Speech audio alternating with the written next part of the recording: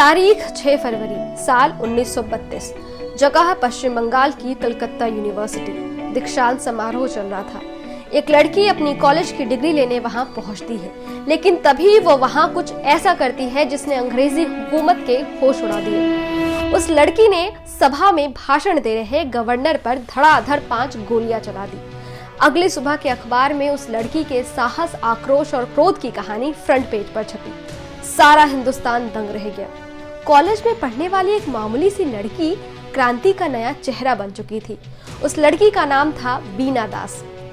नमस्कार, मैं अदिति शाह। स्वागत है आप सभी का साहित्य तक के जश्न आजादी के 75 सालों का जलसा कार्यक्रम में, जहां मैं आपको सुना रही हूं आजादी के दीवानों की, महानायकों की अनसुनी कहानी। आज की कहानी है उस वीरांगना क्रांतिकारी की जिसे इतिहास अग्नि कन्या के नाम से जानता है, जिनकी हिम्मत और जोश को देखकर अंग्रेजी शासन भी दंग रह गया था।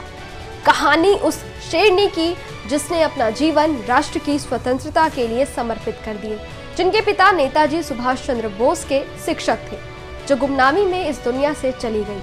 आज कहानी राष्ट्रवादी महिला बीना दास की। बीना दास का जन्म 24 अगस्त साल 1911 को बंगाल के कृष्णनगर के एक समाजवादी सोच रखने वाले परिवार में हुआ था। इनके पिता बेनी माधव दास जाने माने विद्वान और ब्रह्म समाजी अध्यापक थे। उनके शिष्यों की फहरिस्त में नेताजी सुभाष चंद्र बोस का नाम भी शामिल है।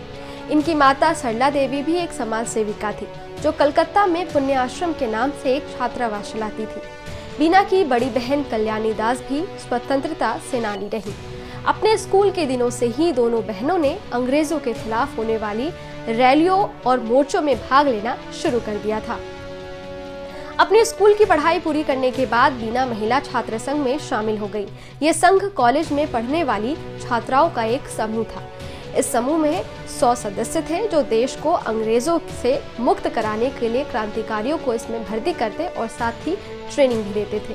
ट्रेनिंग में सभी छात्राओं को लाठी तलवार चलाने के साथ साथ साइकिल और गाड़ी चलाना भी सिखाया जाता था। इस संघ में शामिल कई छात्राओं ने अपना घर भी छोड़ दिया था और वहीं पुण्य आश्रम में रहने लगी थी। वही आश्रम जिसका संचालन बीना की मां सरला देवी करती थी। कहने के लिए तो ये एक आश्रम था, लेकिन असल में ये जगह बहुत सारी क्रांतिकारी गतिविधियों का गढ़ था। इस छात्रावास का मुख्य कार्य क्रांतिकारियों की सहायता करना था। यहाँ तक कि आश्रम के भंडार घर में स्वतंत्रता सेनानियों के लिए गोली बारूद, हथियार, बम आदि छिपा कर रखते थे, ताकि ब्रिटिश सरकार को उसी की भाषा में जवाब दिया जा सके। साल 1928 में साइमन कमीशन का बहिष्कार चल रहा था। बीना भी इसमें शामिल हो गईं। अपने साथ पढ़ने वाले कुछ लड़कियों के साथ मिलकर उन्होंने इसका बहिष्कार किया और कॉलेज के दरवाजे पर धरना दे दिया, जिसके बाद उन्हें कई परेशानियों का सामना भी करना पड़ा। फिर भी वे डटी रही। इधर बीना की बड़ी बहन कल्याणी दास भी अंग्रेज विरोधी आंदोलनों में हिस्सा लेती थी। अर्ध क्रांतिकारी संगठन छात्री संघा की सचिव थी। ऐसे में बीना दास को घर का माहौल काफी सामाजिक और क्रांतिकारी मिला था। वो भी युगांतर पार्टी से जुड़ गईं। उनका भी मन था कि किसी अंग्रेज अधिकारी को गोलियों से भून दे। साल 1932 में एक विरोध प्रदर्शन आयोजित करने को लेकर उनकी बड़ी बहन कल्याणी को 9 महीने की जेल की सजा सुनाई गई। इधर बाहर बीना दास कुछ करने को उतावली थी। उनके दिलों में क्रांति की ज्वाला अब धधक उठी थी। उनके गर्ल्स हॉस्टल की वार्डन थी कमला दास गुप्ता, हथियार बनाने और सप्लाई करने में मास्टरमाइंड। वे कल्याणी की दोस्त भी थी। कमला से बीना को एक रिवॉल्वर मिली थी और अग्नि कन्या बनने की कहानी यहीं से शुरू हुई। 6 फरवरी साल 1932 को कलकत्ता यूनिवर्सिटी में दीक्षांत समारोह के दौरान उन्होंने बंगाल के गवर्नर स्टेनले जैक्सन, जो कि मुख्य अतिथि थे, पर गोलियां चलाई थी। उन दिनों जैक्सन को जैकस के रूप में जाना जाता था और उन्होंने इंग्लैंड की क्रिकेट टीम में अपनी सेवाएं दी थी, इसलिए उनका नाम काफी मशहूर था। दीक्षांत समारोह में बीना बाकी बच्चों की तरह अपनी डिग्री लेने पहुंची थी, लेकिन अंग्रेजी हुकूमत के खिलाफ उनके दिलों में आक्रोश था। बीना ने देखा जैक्सन स्टेज पर खड़े होकर भाषण दे रहे हैं। वो अचानक स्टेज के सामने उठ खड़ी हुई। उन्होंने अपने गाउन में हाथ डाला और जब गाउन से हाथ बाहर निकाला तो उनके हाथ में एक रिवॉल्वर थी। बीना ने रिवॉल्वर तानी और गवर्नर को अपना निशाना बनाया।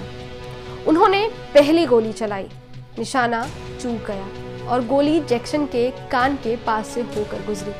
गोली की आवाज से सभा में अफरा तफरी मच गई। बीना ने फिर एक गोली चलाई। इतने में लेफ्टिनेंट कर्नल सुहारवर्दी ने दौड़कर बीना का गला एक हाथ से दबा दिया और दूसरे हाथ से पिस्तौल वाली कलाई पकड़कर हॉल की छत की तरफ कर दी।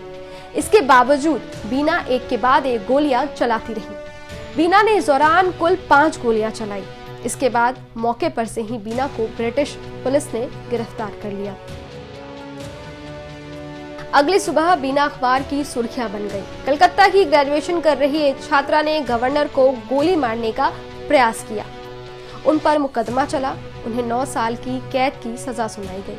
मुकदमे के दौरान उन पर काफी दबाव बनाया गया कि वे अपने साथियों का नाम उगल दें, लेकिन बीना अडिग रही। वे टस से मस नहीं हुई। मुकदमे के दौरान जब बीना से गोली मारने की वजह पूछी गई तो उनका जवाब सुनकर कोर्ट में मौजूद सभी लोग हैरान रह गए। बीना ने कहा, मैंने गवर्नर पर गोली मारी अपने देश प्रेम से प्रेरित होकर। मेरी किसी से कोई व्यक्तिगत दुश्मनी नहीं है। बंगाल के गवर्नर उस सिस्टम का प्रतिनिधित्व करते हैं जिसने मेरे 30 करोड़ देशवासियों को गुलामी की जंजीरों में जकड़ा हुआ है। गवर्नर की हत्या कर मैं इस सिस्टम को हिला देना चाहती थी। मैं इसे स्वीकार करती हूँ कि मैंने सीनेट हाउस में गवर्नर पर गोली चलाई थी।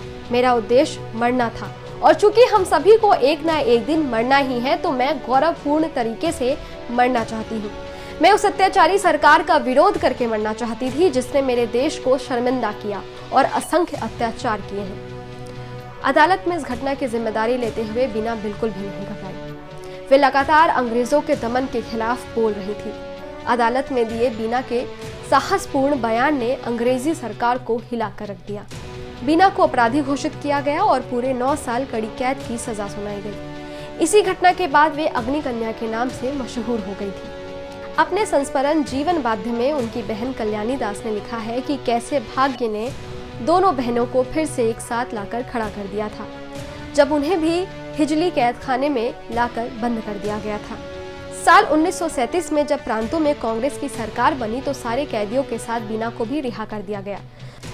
जेल से वापस छूटने के बाद साल 1947 में उन्होंने अपने साथी ज्योतिष भौमिक से शादी कर ली और शिक्षिका बन गई। इसके बाद वे समाजसेवी के कामों में जुड़ गई। सरकार ने उनके निस्वार्थ योगदान के लिए उन्हें 1960 में पद्मश्री सम्मान भी दिया, लेकिन कुछ ही समय बाद उनके पति की मृत्यु हो गई।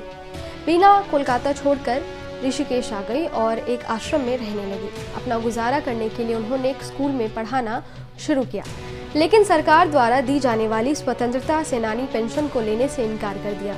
राष्ट्र के लिए सब कुछ कुर्बान कर देने वाली वीरांगना की सुध लेने वाला कोई नहीं था। साल 1986 की एक शाम उनका शव लावारिस हालत में सड़क के किनारे मिला। लोगों ने पुलिस को सूचना दी। पुलिस लावारिस लाश का पता ठिकाना ढूंढने की कोशिश करती है। 1 महीने के बाद पता चलता है कि वो महिला कौन थी। वो लाश थी क्रांति की ज्वाला प्रज्वलित करने वाली वीरांगना बीना दास की। सड़क के किनारे उन्होंने अपना जीवन समाप्त कर दिया। ये सब उसी आजाद भारत में हुआ जिनके लिए इस अग्नि कन्या ने अपना सब कुछ ताक पर रख दिया था। बीना दास एक निडर क्रांतिकारी थी जिन्होंने बंगाल की कई युवतियों को आगे आने के लिए प्रेरित किया और अंग्रेजों के छक्के छुड़ा दिए। साहित्य तक आजादी के इस महान वीरांगना क्रांतिकारी और अग्नि कन्या को समस्त देशवासियों की ओर से नमन करता है। शुक्रिया।